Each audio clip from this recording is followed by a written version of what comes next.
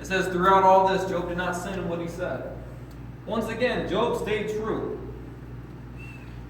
The next, you guys can read this all you want. The next 39 chapters, it's a lot of sorrow, a lot of pain. Job actually the next chapter starts where it's a monologue where he's talking about, he's cursing the day he was born. He does not want to be alive anymore. He sat there for 7 days in this pain. His friends came up to him. They knew that they didn't need to say anything. 7 days of suffering. He just starts cursing the day he was born. But the important part is chapter 42. I'm in Psalm. Okay, chapter 42. We're going to start at verse 2. So I know that you can do anything. This is Job talking to God. I know that you can do anything, and no plan of yours can be thwarted. Once again, he understands God's power. You ask, who is this who conceals my counsel with ignorance? Surely I spoke about things I did not understand, things too wonderful for me to know. You said, listen now and I will speak. What I question you, you will inform me. It's like God will be there for us. He's saying, he's like, maybe I spoke out of line. I know you have a plan for me. I understand this. And I'm just going to abide in that plan. Regardless of suffering that I'm going through. Regardless of suffering that we're going through. We got to know God has a plan for us regardless. This is, if you want to remember anything about this right here. I had heard rumors about you, but now my eyes have seen you. Therefore I take back my words and repent in dust and ashes.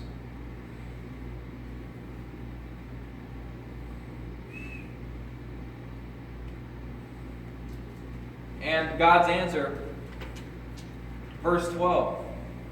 So the Lord blessed the last part of Job's life more than the first. He owned 14,000 sheep, twice as many, 6,000 camels, 1,000 oxen, 1,000 female donkeys. He also had 7 sons and 3 daughters.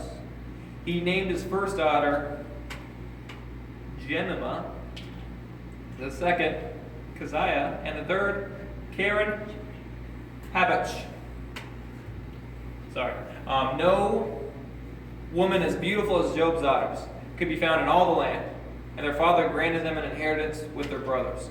Job lived 140 years after this, and saw his children and their children to the 4th generation. Then Job died old and full of days. He lived a long, glorious life after that. Yeah, God had to bring him through some struggle.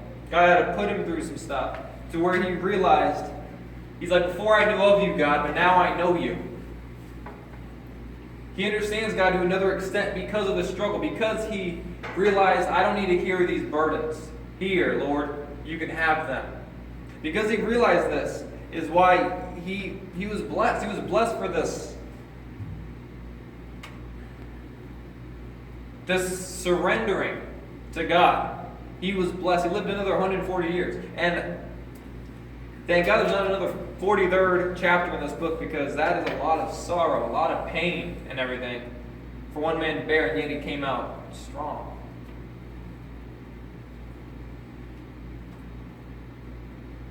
I'm going to call up my beautiful wife, Chelsea. She's going to demonstrate a little bit what I'm talking about.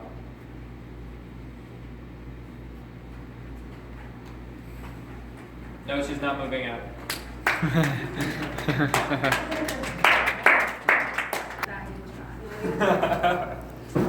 forgot. Oh. That was probably the heaviest. I know. Those things in it. Okay. So I just realized tonight, worry is a sin. Why? Because when you're worried about something, it's ultimately taking up space in your mind and your heart where Jesus should be in your mind and your heart. So I wanted to ask you guys, who likes money?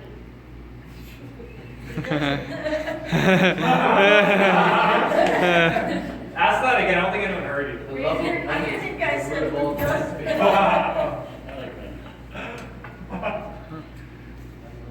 I like money. Come on. None of you like money? Oh, I mean, I like money. I wouldn't choice. We all love Everyone seems that excited. You're giving it It's away. a trap. It's a trap. Okay, Debbie. Come on, I'll pick Debbie. on you. You raise your Oh, hand. Come on. yeah, that one. Debbie, it'll be easier if you just get up down.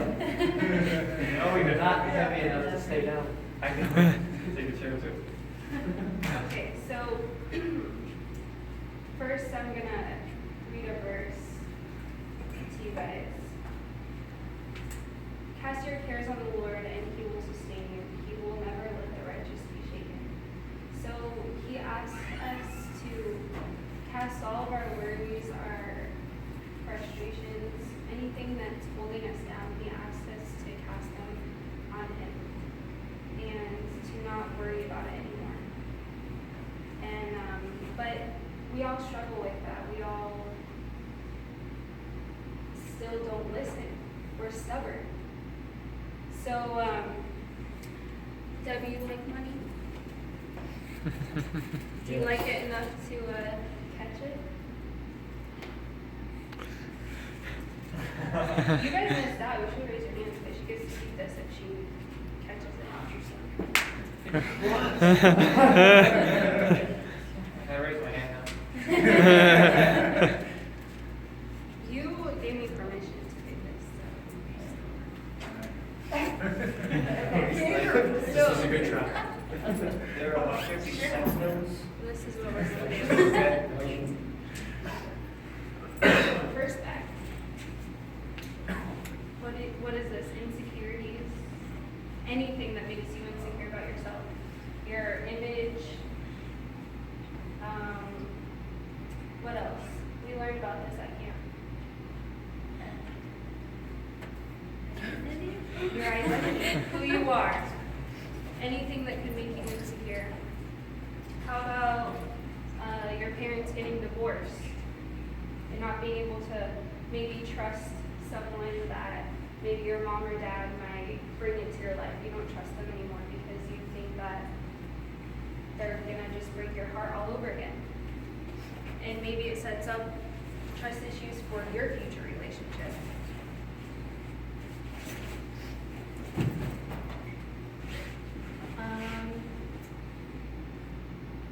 Lies maybe that you've told or been told. Broken promises.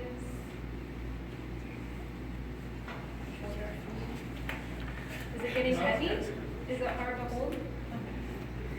That was a good one. Make sure you hold on to that one. What else? Can someone shout out a baggage? Something that may be weighing them down? Bitterness? Expectations. Jealousy? There you go. Lust? There's 4 more. Lustfulness? Slothfulness. Pride? Self-loathing? Put that one. Anxieties. Put it in her mouth? Worries about You can finances. hold this one in your hands. What is this one? Video game Guilt? addiction. Spoken like a father. Okay, you gotta hold that one in your hands. over What is the big one? Anyone? Pride. Right. Pride. Okay, then you can hold this one. She has to All right, carry it. so the object of this is you can't drop anything. Okay? That has to stay in your hand, and that has to stay in your hand. Are they heavy? Do you think you can do this? So if you catch any of these, you just keep them. Can you do it? Okay. Let's try. You can Ready? Try. Good, Albert. I got one. That's it. So,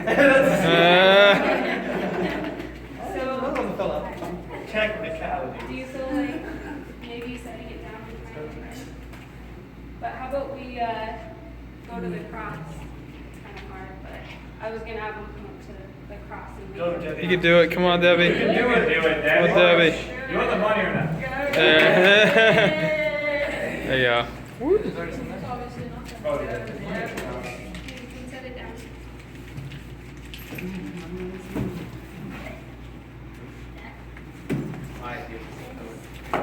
So,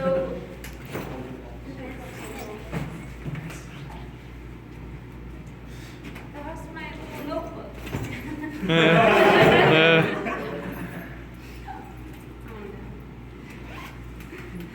Okay. So, then Jesus said, "Come to me, all of you who are weary and carry heavy burdens, and I will give you rest. Take my yoke up. Let me teach you, because I am humble and gentle at heart, and you will find rest for your souls. For my yoke is easy to bear, and the burden I give you is light." So why don't we just lay it at his feet? Why is that so hard for us to let him take it? It's hard to surrender every single day to him, but if you do, your cares aren't going to be heavy on you. So I'm going to, if you catch these, you can have them. All right? Ready? Fastballs. Catch any of us? You got them. Oh. But you can have them. Alright, she didn't catch her. Yeah. I wanted to close with this.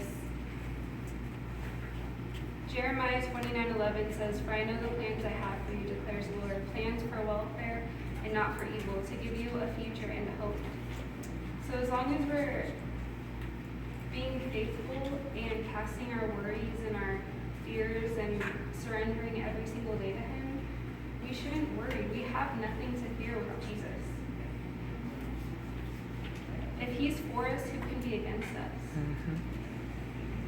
So we just need to take a moment, and every time we feel that pressure of something creeping in, automatically just close your eyes or look up and surrender it to him. He knows the plans he has for us. We don't need to know it, because he will place us where we need to be.